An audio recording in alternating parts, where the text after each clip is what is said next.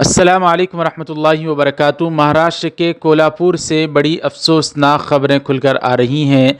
मुसलमानों को जानी नुकसान और माली नुकसान भी पहुंचाया गया। इतना ही नहीं बल्कि सबसे मुक़द्दस तरीन मकाम मुसलमान जिसको मानते हैं यानी अल्लाह के घर, उस मस्जिद के अंदर शरपसंदों ने दाखिल होकर शरंगेज़ी की। और 6 दिसंबर जिस तरह से मुसलमानों के लिए भारत के बिलखुसूस एक सियाह दिन के तौर पर समझा जाता है, उसी की याद ताज़ा करके फिर से मुसलमानों के ज़ख्मों पर नमक छिड़कने की कोशिश की गई है। मैं नहीं कह रहा हूँ बल्कि ख़ुद ऑल इंडिया मजलिस इत्तेहादुल मुस्लिमीन के सदर बैरिस्टर असदुद्दीन ओवैसी साहब ने इस मामले पर जो बहुत ज़्यादा वायरल हो रही है वीडियोस, जिसमें मस्जिद पर शरपसंदों के द्वारा हमला किया जा रहा है और दरगाह पर भी हमला किया गया, यहाँ तक कि उस गाँव के रहने वाले कोल्हापुर के एक करिए के जहाँ पर यह हमला किया गया वहाँ के मुसलमानों को भी नुकसान पहुँचाया गया।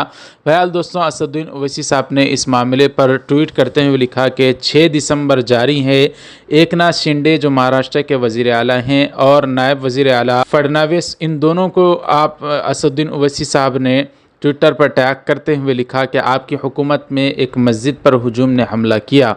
ये कानून की हुक्मरानी पर हमला है, लेकिन आपकी हुकूमत को कोई भी फ़िक्र नहीं है।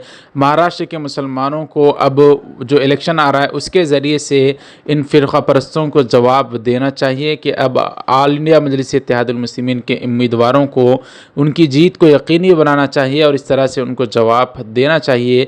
ओवैसी साहब ने ट्वीट करके बताया। बहरहाल दोस्तों, ये बड़ी अफसोसनाक तरीन ख़बर है। अल्लाह ताला तमाम लोगों की हिफाजत फ़रमाए और मसाजिद की भी हिफाजत फ़रमाए। वस्सलाम अलैकुम।